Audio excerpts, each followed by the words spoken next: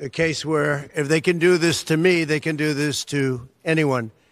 And these are bad people. These are, in many cases, I believe, sick people. When you look at our country, what's happening where millions and millions of people are flowing in from all parts of the world, not just South America, from Africa, from Asia, from the Middle East, and they're coming in from jails and prisons, and they're coming in from mental institutions and insane asylums. They're coming in from all over the world into our country. And we have a president and a group of fascists that don't want to do anything about it because they could right now, today. He could stop it. But he's not. They're destroying our country. Our country is in very bad shape. And they're very much against me saying these things. They want to raise your taxes by 4 times. They want to stop you from having cars with their ridiculous mandates that make it impossible for you to get a car or afford a car, but make it very possible for China to build all of our cars. It's a very serious problem that we have. We just went through one of many experiences where we had a conflicted judge, highly conflicted. There's never been a more conflicted judge.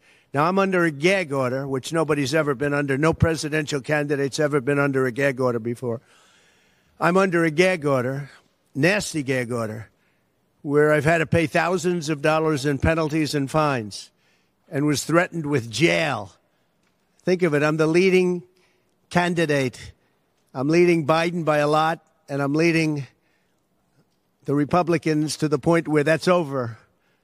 So I'm the leading person for president, and I'm under a gag order by a man that can't put 2 sentences together, given by a court. And they are in total conjunction with the White House and the DOJ, just so you understand. This is all done by Biden and his people.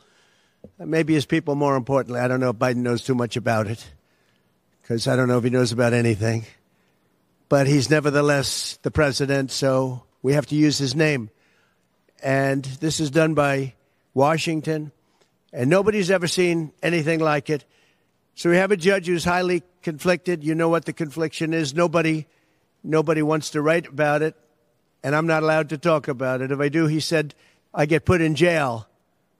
So we'll play that game a little bit longer. We won't talk about it, but you're allowed to talk about it. I hope you do, because there's never been anybody so conflicted as this. As far as the trial itself, it was very unfair. We weren't allowed to use our election expert under any circumstances. You saw what happened to some of the witnesses that were on our side. They were literally crucified by this man who looks like an angel, but he's really a devil. He looks so nice and soft. People say, oh, he seems like such a nice man. No, unless you saw him in action.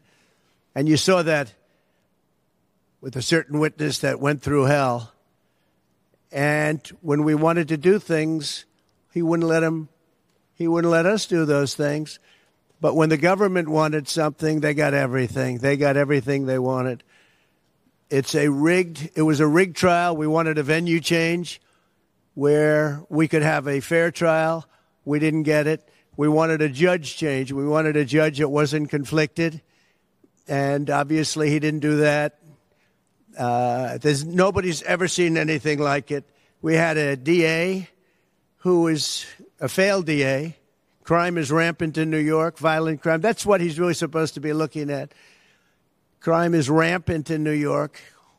Yesterday in McDonald's, you had a man hitting him up with machetes, a machete.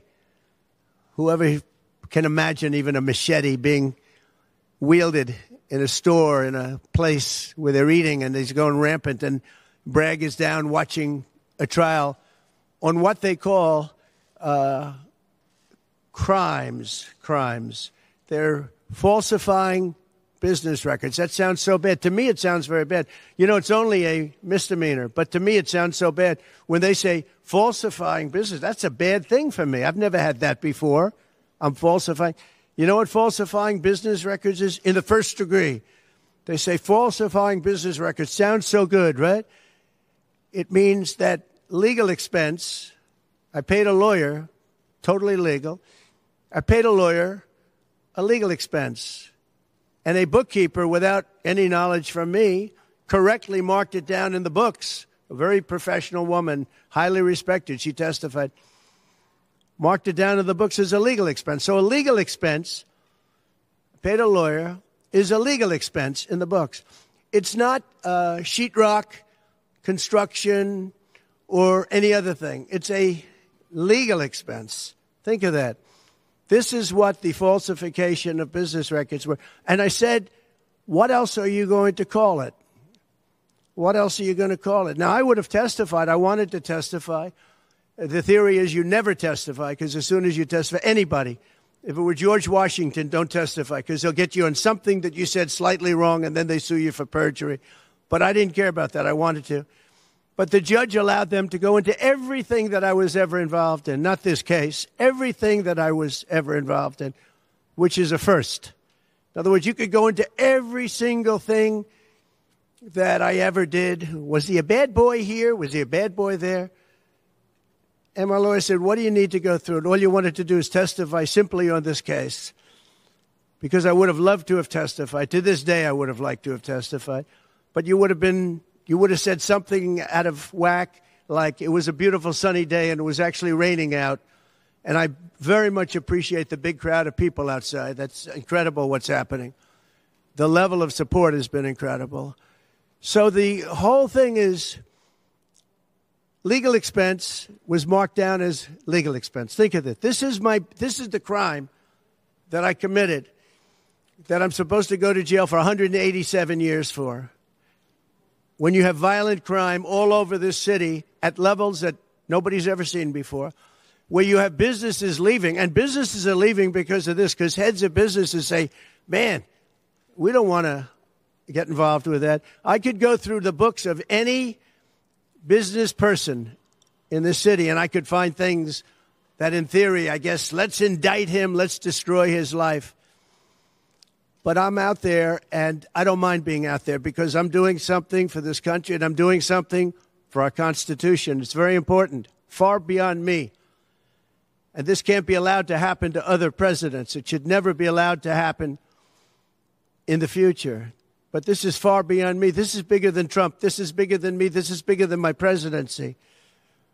And the people understand it, because I just see a poll just came out, the Daily Mail. That was the first one, came out, was done last night right after the verdict, where I'm up 6 points.